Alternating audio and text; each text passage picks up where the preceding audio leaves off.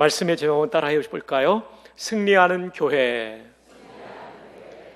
지난 84년간 우리 교회를 이 땅에 세우시고 인도해 주신 하나님께 우리 한번 큰 박수로 영광을 올려드립니다. 감사를 드립니다.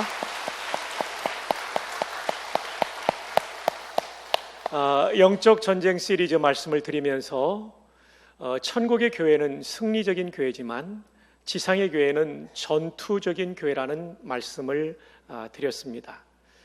주님 나라 가는 그날까지, 또 예수님이 재림하시는 그날까지 이 땅 위에 존재하는 교회들은 끊임없는 악한 영들의 공격을 받고 있습니다. 교회도 예외가 아닙니다.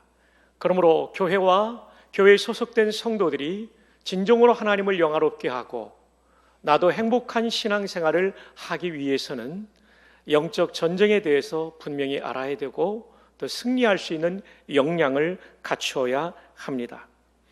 올해는 우리 교회 역사상 또 하나의 중요한 전환점이 되는 아주 좋은 일이 하나 있습니다.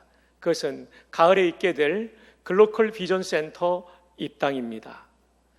너무나 귀한 일이지만 악한 영의 입장에서 볼 때는 이것은 대단히 악한 영의 영역을 침범하는 것으로 볼 수가 있습니다.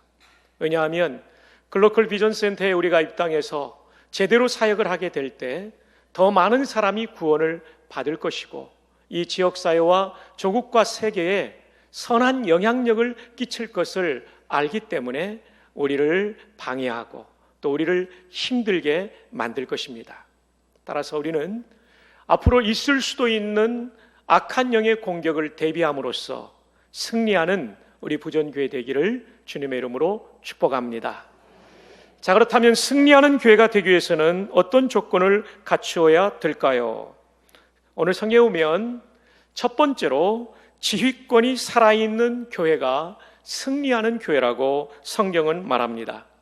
지휘권이라고 하면 군대에 지휘관이 가지고 있는 그 권위가 사령부뿐만 아니라 저 말단 소총부대에 이르기까지 지휘관의 명령이 하달되고 임무를 수행하는 부대가 될 때 그 부대는 승리하는 부대가 됩니다.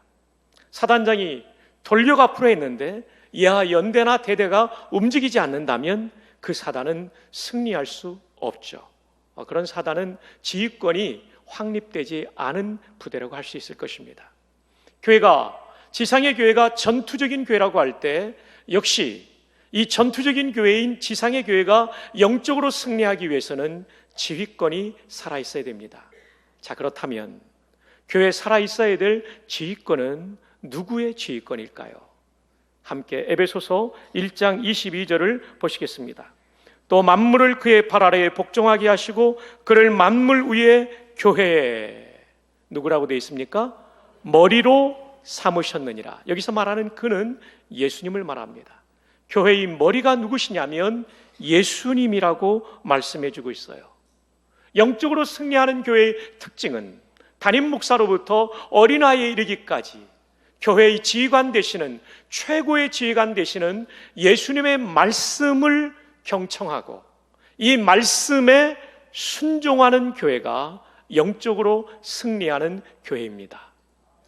우리 교회와 이 방송을 듣는 모든 교회들마다 각 교회의 최고의 사령관이 되시는 예수님의 말씀을 잘 듣고 순종하는 교회들이 되기를 주님의 이름으로 축복합니다. 우리는 예수 믿는 사람들, 우리 스스로도 우리는 그리스도인이다라는 말을 하죠. 영어로는 크리스천이라는 단어죠. 이 말은 신약성경 헬라어의 크리스티아노스에서 왔습니다. 이 크리스티아노스 할 때 이 말은 크라이스트라는 단어, 그리스도라는 단어에 이아노스가 붙어 있습니다. 이 이아노스는 라틴어로는 이아니로 끝나는 전미사인데 이것은 누구의 종 또는 누구의 부하 군인을 말합니다. IANOS 앞에 붙어 있는 분의 부하 군인이라는 뜻입니다. 따라서 그리스도인, 크리스티아노스 할 때는 이것은 무슨 뜻이냐면 우리가 크리스토스, 영어로 말하면 크라이스트, 우리말로 하면 그리스도의 부하 군인이라는 뜻입니다. 저와 여러분이 예수님을 구주로 믿을 때 그리스도인이라고 크리스천이라고 불려질 때부터 우리는 철저하게 예수 그리스도의 부하 군인이 된 것입니다. 믿으시면 아멘. 그래서 교회가 가장 좋은 교회가 되는 조건은 우리의 최고의 지휘관 되신 크라이스트, 그리스도께 순복하며 그분의 뜻을 이루어갈 때 가장 좋은 교회가 될 수 있는 것입니다.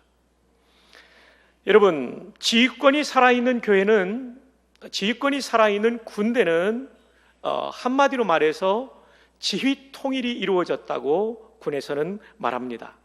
전쟁에 승리하기 위해서는 전쟁의 원칙을 지켜야 되는데 다음과 같은 원칙이 있다고 군에서는 가르칩니다.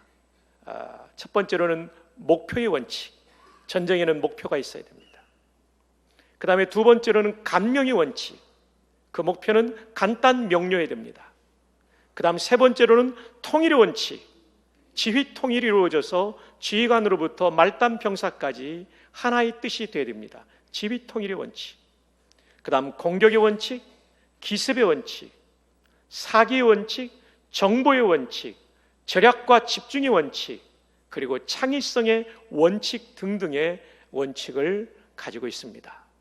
여기에 우리가 빼놓을 수 없는 것이 전쟁에 이기기 위해서는 지휘관으로부터 저 아래에 있는 이등병에 이르기까지 지휘 통일이 이루어져야 되는 것이죠. 근데 여러분 아십니까? 교회론인 이 에베소서에 통일이라는 말이 주제어라는 말인 것을, 저는 목사가 되기 전에 치는 이 시험에서요, 이것이 본문이었어요. 주의하는 본문이었어요.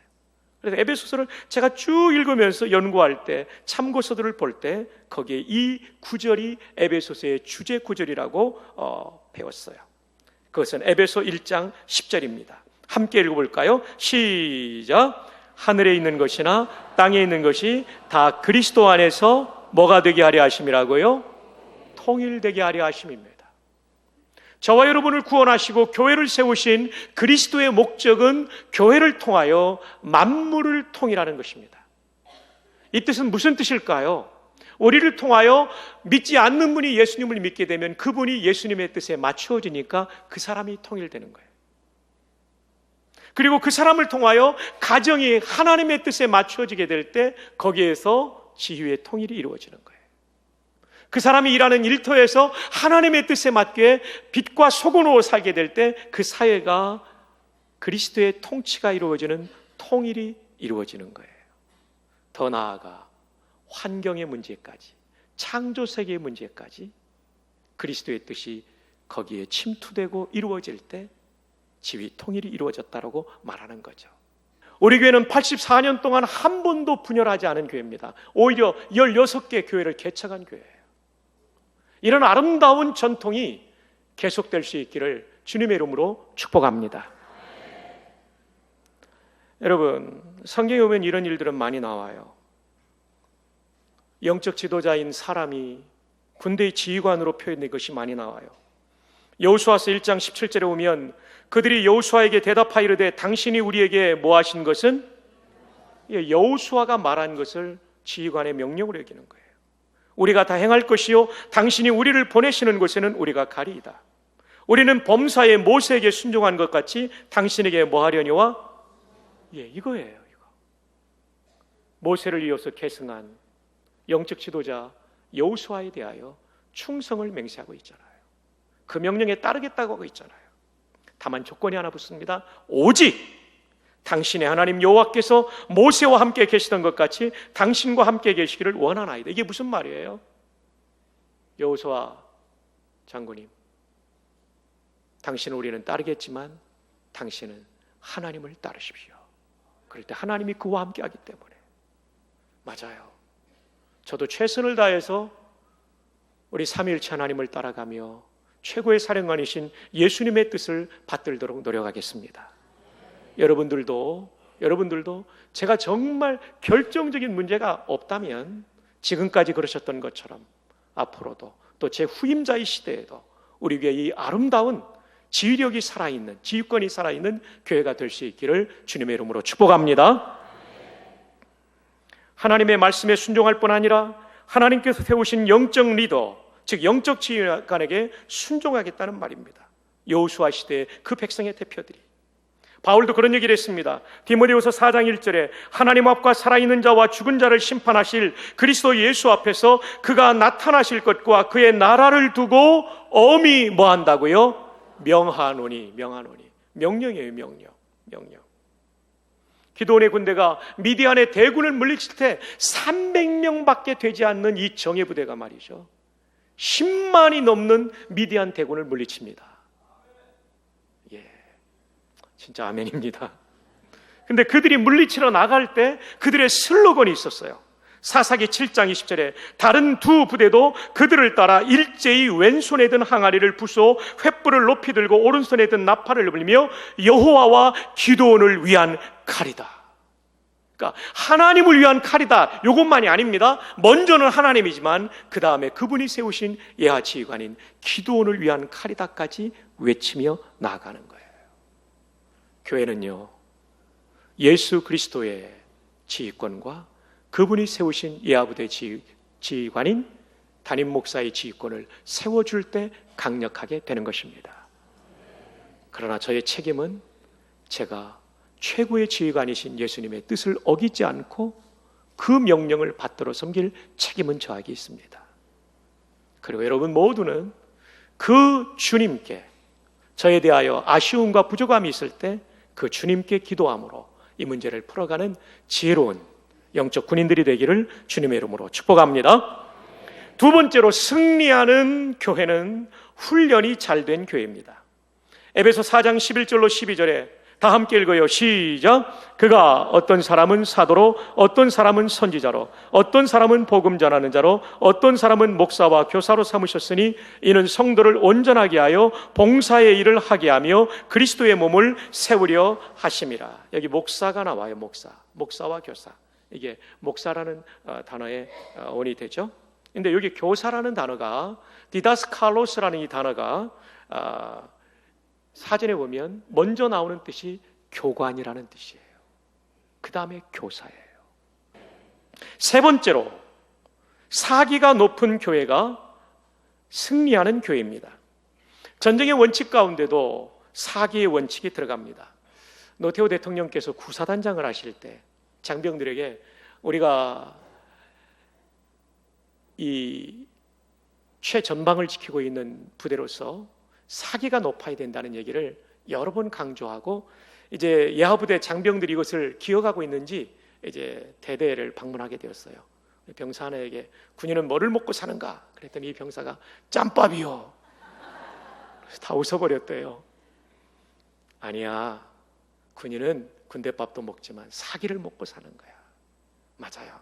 좀 힘들더라도 사기가 충천하면 뭐든지 다 감당할 수 있는 강한 군대가 되는 거죠. 그래서 사기가 중요한 것이죠. 저와 여러분의 사기, 우리의 사기가 높을 수밖에 없는 이유는 우리가 모시고 있는 분이 대단히 높은 분이기 때문에 그렇습니다. 에베소 1장 22절에 또 만물을 그의 발 아래에 복종하게 하시고 그를, 예수님을 만물 위에 교회의 머리로 삼으셨느니라. 예수님은 만물 위에 계셔서 만물을 통치하시는 분이에요. 군에 있을 때 보면 어떤 회의가 열려가지고 연대장들 집차가 짜고 운전병들이 얘기를 나누죠. 그래서 막 서로 이제 이렇게 막 경쟁적인 얘기를 하다가 사단장님 운전병이 딱 나타나면 조용해집니다. 왜냐하면 모시고 있는 분이 다르기 때문이에요. 사랑하는 여러분, 우리가 모시고 있는 분은 이 땅의 어떤 지휘관보다도 높은 최고의 지휘관이십니다. 그러므로 그분 때문에 우리의 마음속에 사기가 높아질 수 있기를 바랍니다. 월남전 때 가장 용맹스러웠던 부대는 제구대대입니다. 맹호부대의 한 대대가 월남 파병을 앞두고 수류탄 투척 훈련을 하는데 병사 하나가 뒤로 수류탄을 제꼈다가 앞으로 멀리 던지기 위해서 던지려고 하는데 놓쳐버려가지고 수류탄이 땅으로 떨어지게 되었어요. 한순간에 수많은 부대원이 희생당할 것을 안 중대장 강제구 대위는 자기의 온몸으로 수류탄을 덮습니다. 제가 홍천에 근무할 때 강제구 기념관을 가봤는데요, 그 수류탄의 파편이 얼마나 대단했는지요, 그 두꺼운 전투화를 찢어버렸어요. 전투복이 갈기갈기 찢어졌고요, 심지어 철제 계급장, 대위 계급장도 찌그러진 것을 보게 되었어요. 이 부대는요, 월남에 가서 가장 전과를 많이 올리게 됩니다. 우리를 사랑해서 목숨을 던져준 중대장을 위해서라도 강제구 대위는 추서돼서 소령이 되었죠.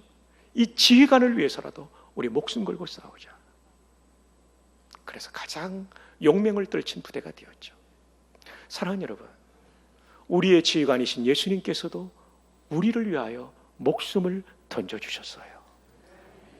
그 사랑에 보답하기 위해서 우리도 마음을 다해서 영적 전쟁에서 패배하지 않는 승리하는 부대가 되기를 바랍니다. 예수님. 그래서 사기가 충천한 교회가 이기게 되는 거예요. 십자가의 사랑의 깊은 은혜를 아는 사람, 교회가 만물 위에 있는 그리스도의 통치를 받는, 그리고 지휘를 받는 영적 군대라는 자존감을 가진 교회, 이 교회는 영적 전쟁에서 승리하게 될 줄로 믿습니다. 마지막 네 번째, 승리하는 교회는 단결하는 교회입니다. 여러분, 부대가요, 이렇게 부대들을 방문해 보면 딱 단결이 돼가지고 군기와 사기가 높은 부대가 있는가 하면 그렇지 않은 부대가 있어요. 전투에 임하면요, 단결되지 않은 부대는 다 흩어지고 말고 패배하고 마는 거예요. 교회도 단결이 중요합니다. 오늘 본문인 에베소 4장 1절 이하에 보면, 그러므로 주 안에서 갇힌 내가 너희를 권하노니 너희가 부르심을 받은 일에 합당하게 행하여. 문맥을 보면 한 몸으로 부르심을 받았다는 거죠. 영적 전쟁으로 보면 우리는 한 부대로 부름을 받았다는 것입니다. 단결이 중요한데 어떻게 단결할 수 있냐면 2절입니다. 모든 겸손과, 교우들끼리 서로 겸손해야 돼요. 그리고 온유해야 돼요. 그리고 오래 참아줘야 되고요. 사랑 가운데서 서로 용납하면 단결이 생겨요. 그래서 용납하면서 뭐라고 되어 있냐면 3절에 평안에 매는 줄로 성령이 하나 되게 하신 것을 힘써 지키라.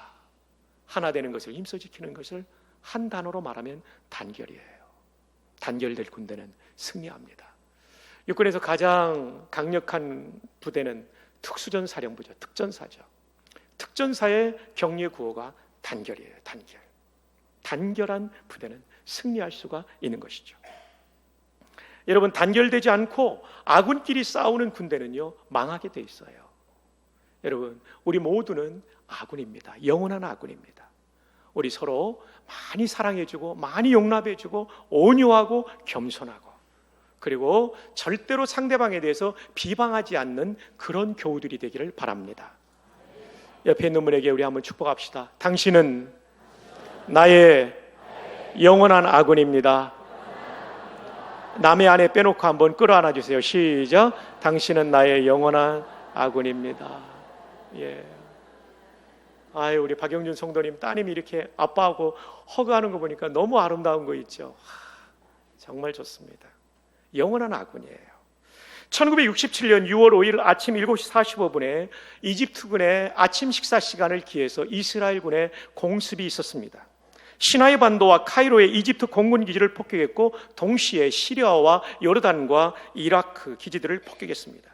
이 작전을 놓고 세계인 매스컴들이 놀랐는데 세 가지 때문에 놀랐어요. 첫 번째, 아랍의 레이더망에 걸리지 않게 하여 그 공군기들은요, 지중해 해수면을 거의 닿듯 말듯 아주 낮은 고도로 침투했다는 거예요.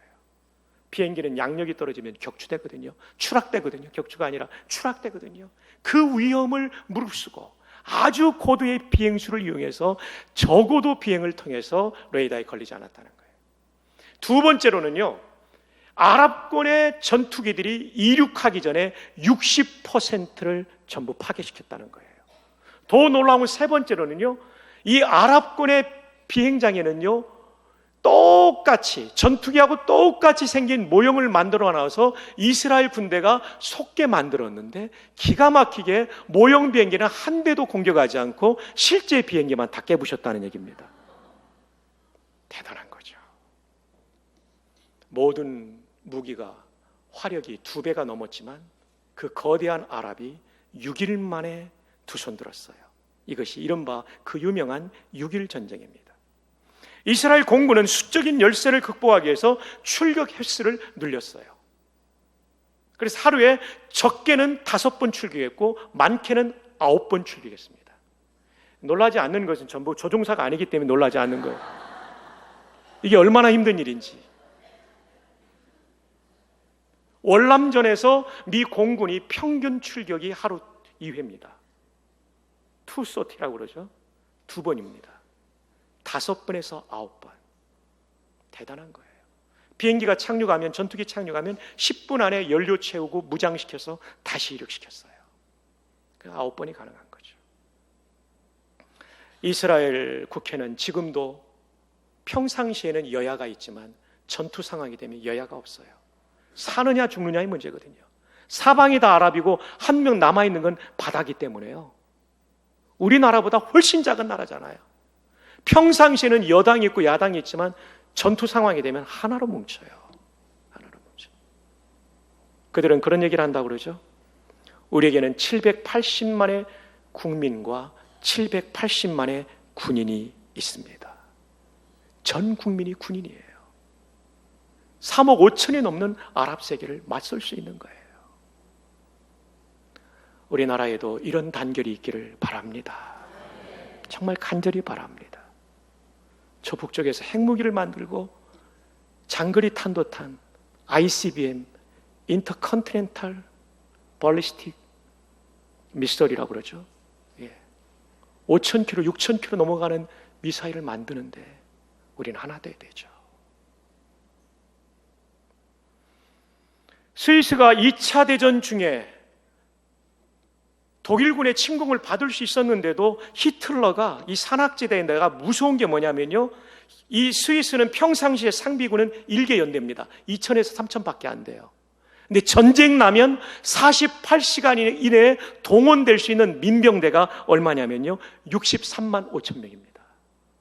함부로 못 덤비는 거죠. 곳곳에 활주로를 숨겨놨어요. 못 덤비는 거죠. 단결이에요, 단결.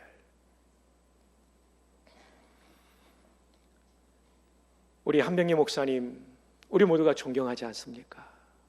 우리 신해철 목사님의 원로 목사님이신 한병희 목사님. 그분의 슬로건도 단결이에요. 감사하고 화목하고 충성하여 하나님을 영화롭게 하자. 감사하고 화목하고 충성하여 하나님을 영화롭게 하자. 화목이 단결이잖아요. 우리 교회는 지나간 84년 동안 한 번도 분열된 적이 없어요. 어려운 순간이 왜 없겠어요?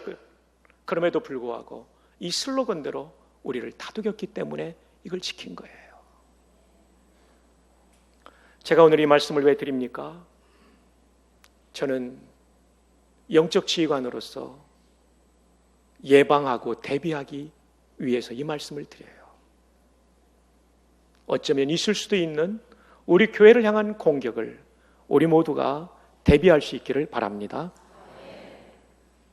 그것은 어떻게 대비하는 것입니까? 지휘권이 살아있는 교회, 예수 그리스도를 최고의 지휘관으로 모시고 예화지휘관, 담임 목사의 지휘권을 여러분이 존중해 주시기를 바랍니다. 안 하는 사람은 안 하겠다는 겁니까? 존중해 주시기를 바랍니다. 지금까지 그랬던 것처럼 저같이 부족한 사람이 부전교회를 이렇게 섬길 수 있는 거 하나님 은혜고 여러분의 협조예요. 제가 어느 교회 가든지 다 자랑해요.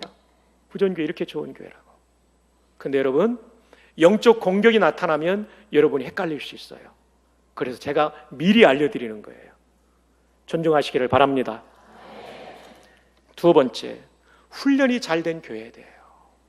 제가 올해 들어서 더 기도의 훈련을 강조하는 이유는 뭐냐면, 기도는 무전과 같아서 우리의 한계를 뛰어넘는 하늘의 화력 지원을 받는 거예요. 여러분, 더 기도할 수 있기를 바랍니다. 제가 지난주에 권사님들 얘기를 들었어요.